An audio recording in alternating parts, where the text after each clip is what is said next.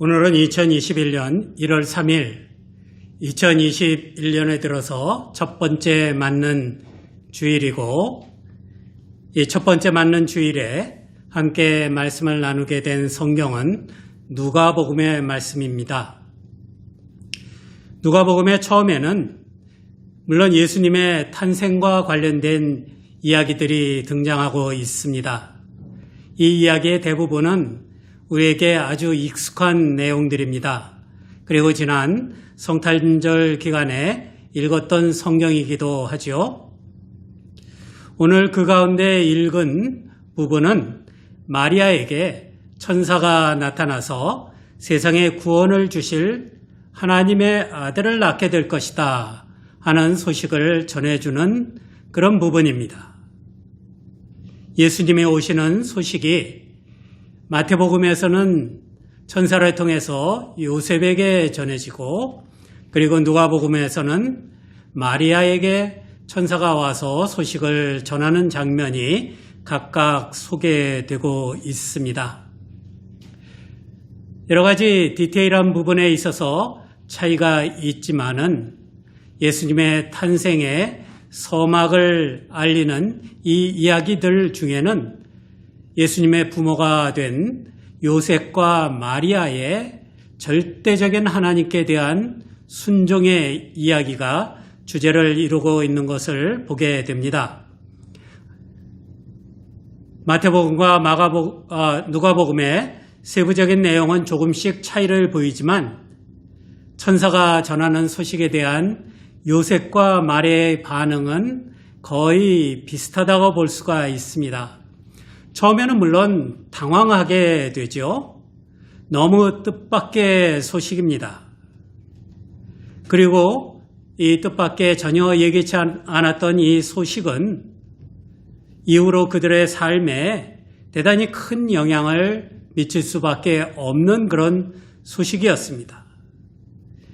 세상 사람들에게 어떤 영향을 미치는지, 하나님의 구원 사건이 어떻게 진전되는 데 역할을 하게 될 건지 하는 이러한 중차대한 문제는 뒤로 하고라도 이 소식 자체는 요셉과 마리아의 삶에 아주 직접적인 큰 영향을 미칠 수밖에 없었던 일들이었습니다. 두 사람은 약혼한 상황이었습니다.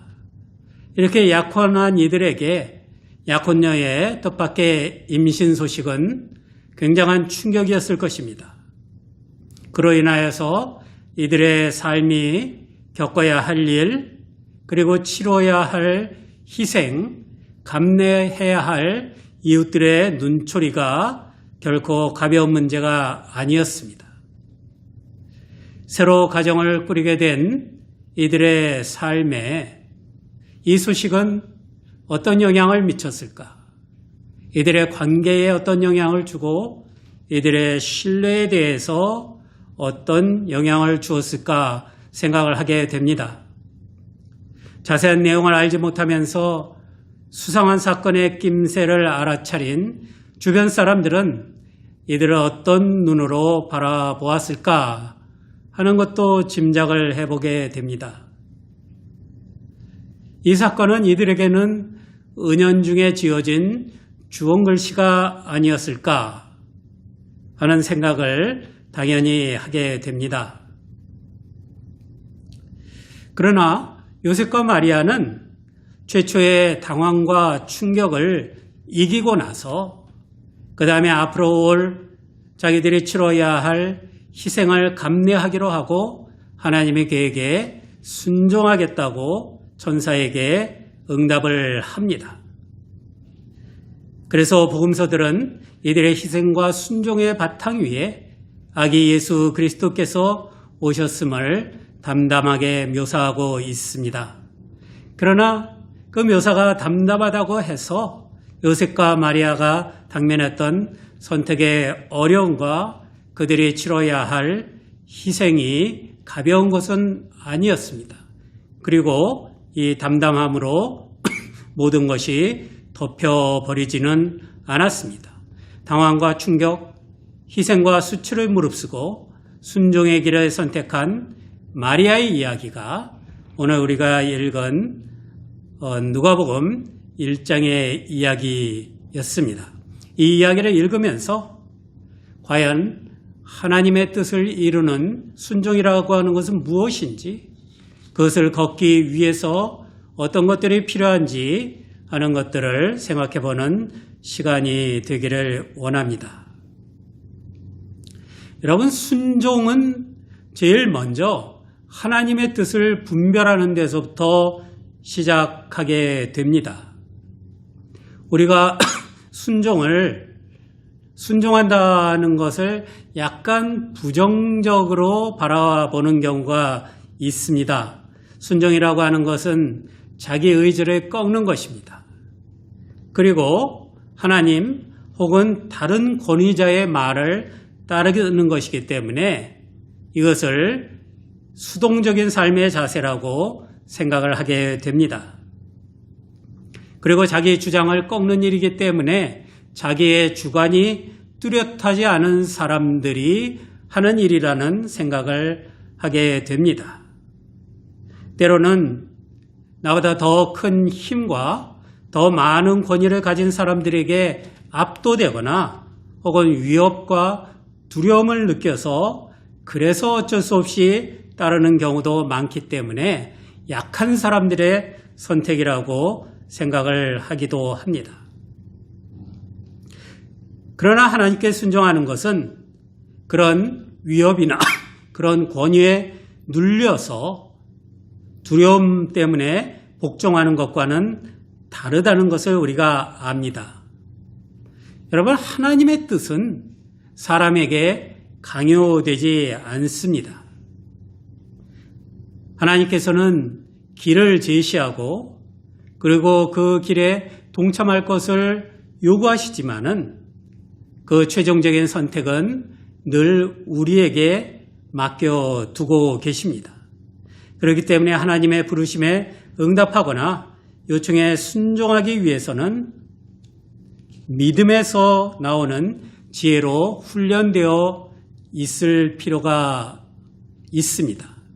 그렇게 훈련되어 있지 않으면은 하나님이 원하시는 것이 무엇인지를 분별할 수가 없고 하나님이 원하시는 것에 기꺼이 동참하는 그런 선택을 하는 데 있어서 지장을 받을 수밖에 없습니다. 그렇기 때문에 순종한다는 것은 하나님의 뜻을 분별하는 일에 훈련을 받은 사람들에게 가능한 일이라고 하는 것, 그런 것들을 우리가 짐작을 할 수가 있습니다. 이렇듯 실제로 하나님의 뜻에 순종하기 위해서 전제되어야 하는 것은 하나님의 뜻을 올바로 분별하는 일입니다. 우리 앞에는 늘 여러 가지 선택지가 주어집니다. 여러 경로를 통해서 여러 상황에서 우리에게 제시되는 여러 가지 선택지 가운데서 어떤 것들이 하나님의 뜻을 따르는 것인가 하는 것을 구별하는 것은 쉬운 문제가 아닙니다. 단순한 문제가 아닙니다. 이것은 어떤 공식에 따라서 답을 낼 수 있는 일도 아니고 하나님의 뜻을 분별하는 정말 실패하지 않는 성공률 100%의 그런 특별한 방식이 있는 것도 아닙니다. 이것은 다만 지속적인 신앙의 훈련을 통해서 터득하게 되는 신앙의 지혜라고 할 수가 있습니다. 구약에서 지혜를 대표하는 잠언에서 1장 7절에 이렇게 이야기를 합니다. 주님을 경외하는 것이 지식의 근본이오늘 어리석은 사람은 지혜와 훈계를 멸시한다 하는 말입니다. 지혜 혹은 지식, 잠언에서는 대부분 같은 뜻으로 사용되고 있습니다. 그것의 근본은 늘 하나님을 의식하고 하나님의 뜻을 구하며 하나님의 말씀을 묵상하며 살아가는 삶이라고 하는 것입니다. 하나님의 뜻을 아는 것이 갑자기 하늘로부터 툭 떨어지는 것이 아니라는 것입니다. 하나님의 뜻을 분별하는 지혜라고 하는 것은 어떤 책에서 배울 수 있는 것도 아니고 어떤 학교 여러 가지 이 경로를 통해서 그냥 툭 떨어지듯이 얻게 되는 기술과 같은 것이 아니라고 하는 것을 이야기를 하고 있습니다. 늘 하나님을 의식하는 삶이 필요합니다. 늘 하나님의 뜻이 무엇인가를 생각해보고 성찰해보는 그런 습관이 필요합니다. 하나님의 말씀을 상세하게 담고 있는 성경 말씀을 묵상하면서 살아가는 그런 자세에서 하나님의 뜻을 분별하는 지혜를 얻을 수가 있다고 하는 것이 성경의 가르침입니다. 그래서 지혜는 이렇게 지속적인 신앙 훈련을 통해서 또 하나님의 뜻에 초점을 맞추고 살아가는 삶의 경험이 하루하루 1년, 2년 쌓이면서 결국은 나의 뜻보다 성령의 인도하심을 따르고 그에 따라서 선택하고 결정하면서 그런 삶을 통해서 그런 삶의 경험을 통해서 터득하게 되는 지혜라고 하는 것입니다. 순종을 통하여서 하나님의 일을 이루는 사람이 되기 위해서는 이런 자세를 먼저 갖추어야 한다는 것입니다. 그래서 하나님의 뜻과 계획에 초점을 맞춘 그런 삶의 자세를 갖춰 나가는 것이 중요한 것입니다. 그런 가운데서 하나님의 뜻을 분별하는 지혜를 쌓게 됩니다. 우리가 2021년을 시작을 하고 있습니다. 매해 새해가 될 때마다 우리의 기도 제목이 무엇인가 하는 것을 정리하게 됩니다. 새해는 어떤 일이 이루어졌으면 좋겠다 하는 목록을 작성을 합니다. 새해는 내가 어떤 사람이 되었으면 좋겠다 하는 생각도 가지게 됩니다. 이런 것들이 모여서 하나님께 드리는 우리의 기도의 제목이 됩니다. 여러 가지 기도의 제목이 있겠지만은 그 가운데서 이런 지혜를 구하는 것이 우리의 기도의 1순위가 될 수 있기를 바랍니다.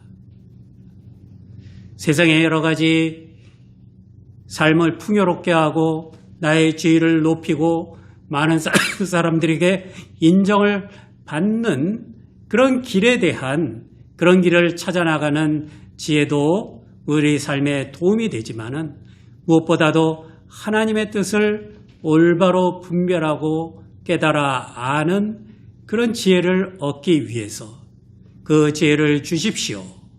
그렇게 지혜로운 삶을 살도록 해 주십시오 하는 기도가 우리의 기도에 반드시 포함되어야 할 것입니다.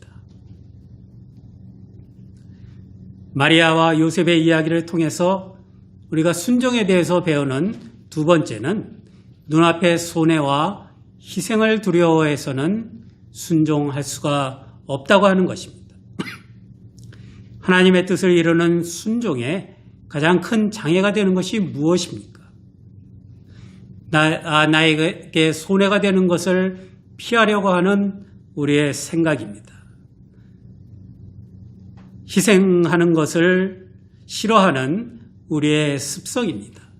희생과 손해에 대한 두려움과 그것을 회피하려고 하는 마음이 하나님의 뜻을 이루는 순종을 이루는 데 가장 큰 장애가 되는 것입니다.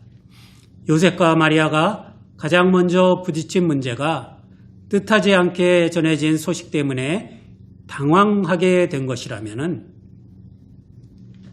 그들이 하나님 천사를 통해서 전해진 소식을 듣고 하나님의 계획에 순종으로 참여하는 데 가장 큰 장애가 된 것은 아마 두려움이었을 것입니다. 앞으로 그들이 겪게 될 상황을 생각하고 그들을 바라보는 주변의 눈치를 보게 되고 그리고 그들의 가정을 꾸려나가는데 여러 가지 장애가 될 수도 있는 일들을 받아들여야 하는 그리고 그것 때문에 많은 것들을 희생하고 또 손해를 보고 해야 하는 그런 상황에 대한 두려움이 가장 큰 장애였을 것이다. 그렇게 생각을 하게 됩니다. 그들의 약혼은 과연 유지될 수 있을까? 그런 두려움이 생길 수밖에 없습니다. 마태복음 1장 19절에 보면 실제로 요셉은 마리아의 임신을 알고 파혼을 하려고 마음을 먹었습니다. 그리고 이 일 때문에 요셉이나 마리아가 사람들에게 수치를 당하는 것은 어쩔 수 없는 일이지만 그것을 최소화해 보려고 요셉은 생각을 하였다고 그렇게 마태복음은 기록을 하고 있습니다. 그렇게 되면 이로 인하여서 공동체 안에서 살아가는 것이 거의 불가능할 정도로 수치스러운 이름을 얻을 수도 있습니다. 그것도 얼마나 두려운 일이었겠습니까? 그리고 이 상황은 당장에만 모면하면 되는 상황이 아니라 살아가면서 계속 안고 가야 할 주홍 글씨와 같은 짐이었다고 할 수가 있습니다. 이 소식은 그리고 하나님의 순종의 요구는 요셉과 마리아 모두에게 특별한 희생이 요구되는 소식이었고 그러한 요구였습니다.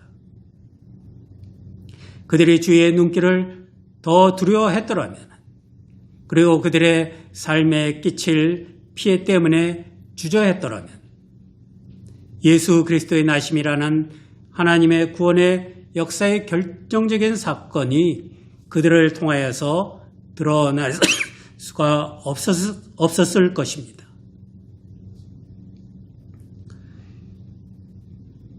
우리는 삶을 살아가면서 어떤 방식으로 살아가야 하는가 하는 것들을 늘 배우게 됩니다. 우리가 배우는 선택의 기준은 무엇일까요? 아마 간단하게 요약을 하면은 어떤 선택을 해야 손해를 덜 보게 되는가 하는 것을 염두에 두라고 하는 충고를 듣습니다. 또 어떤 길을 택하는 것이 내가 드리는 비용에 비해서 더 많은 이익을 낼 수 있는가를 생각하라고 가르치기도 합니다. 그리고 어떻게 하면 더 많은 사람들의 마음을 움직여서 많은 사람들의 지지를 얻어낼 수 있는가 하는 것을 기준으로 해서 선택을 하고 결정을 하도록 우리는 배워왔습니다.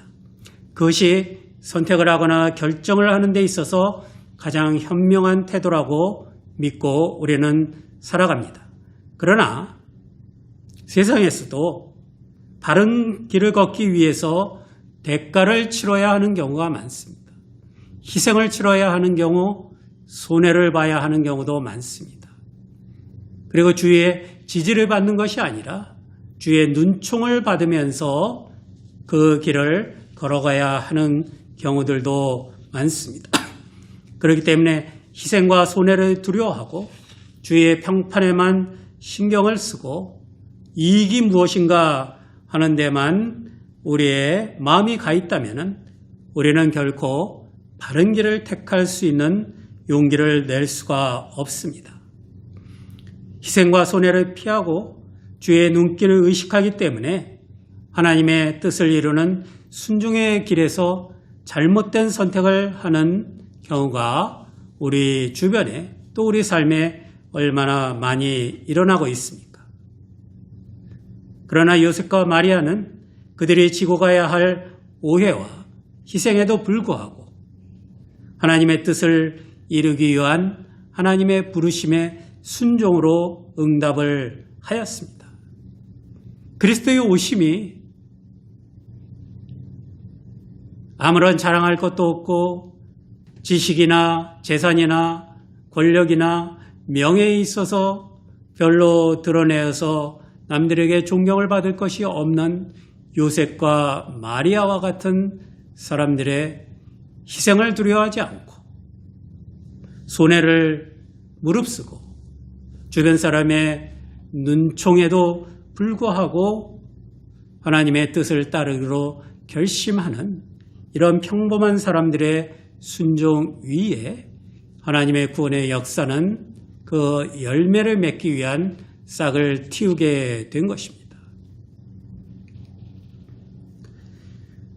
한 해를 보내고 새해를 맞게 되면 늘 여러 가지 생각을 하게 됩니다.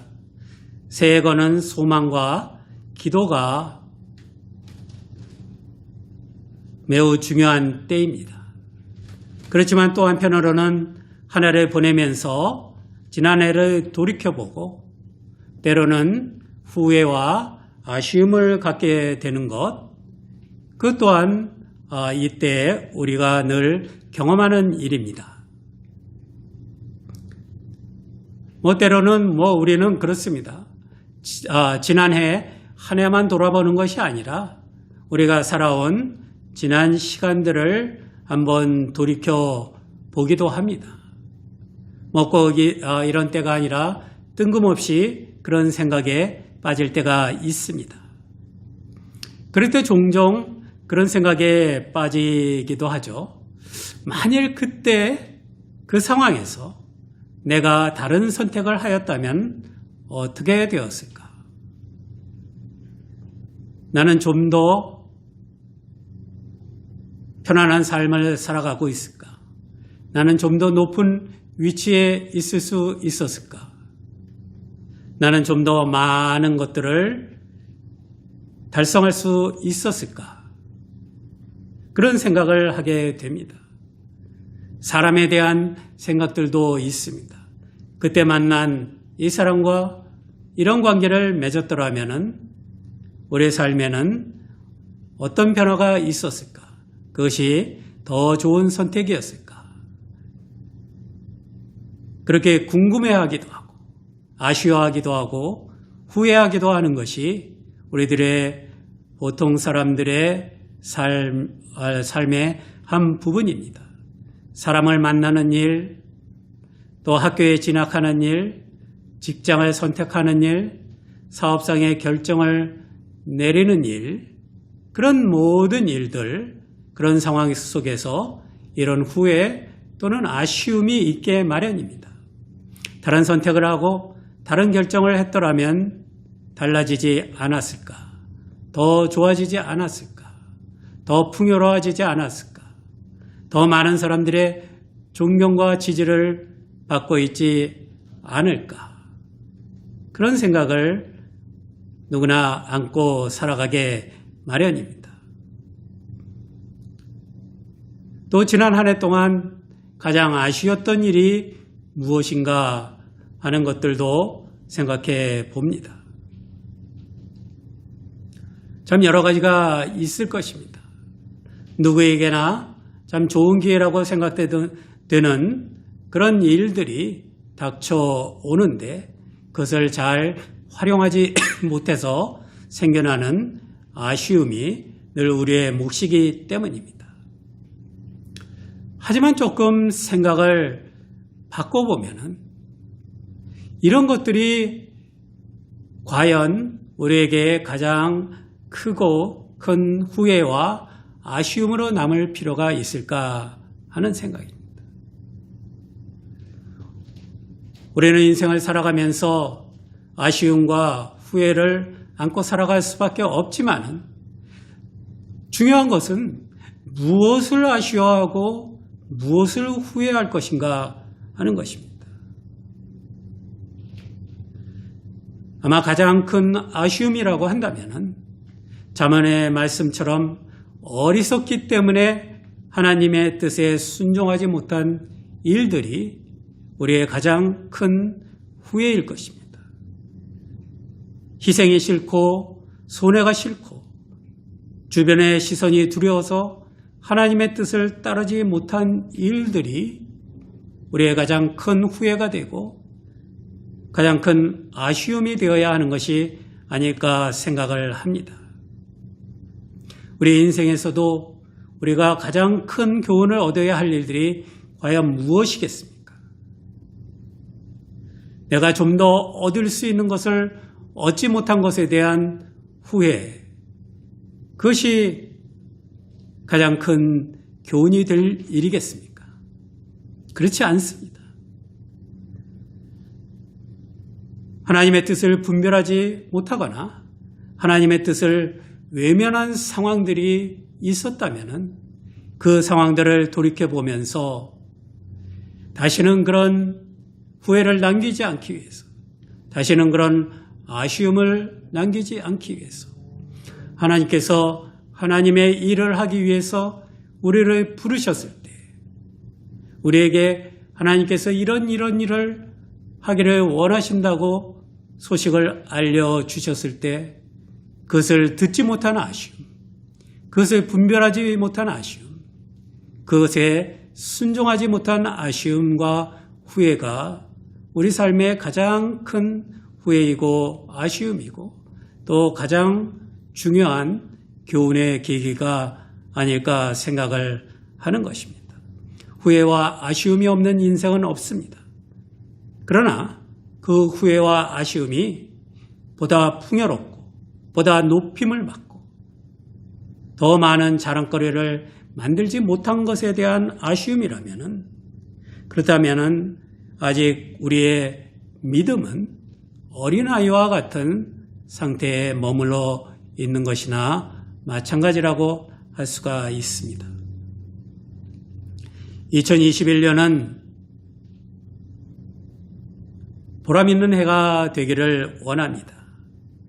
그래서 아쉬움과 후회가 덜한 해가 됐으면 하는 소망을 가지고 있습니다.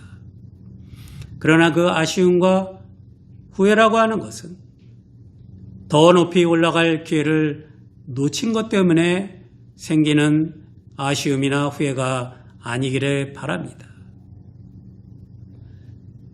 다른 사람들과 경쟁해서 이길 수 있는 기회를 흘려버린 것에 대한 아쉬움과 후회가 되어서도 안 됩니다.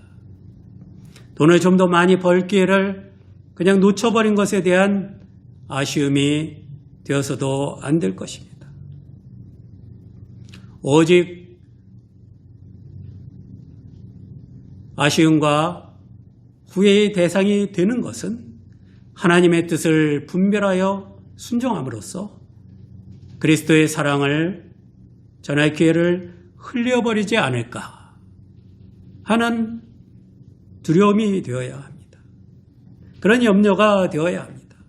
하나님의 평화를 나누는 일이 축소되어 버려서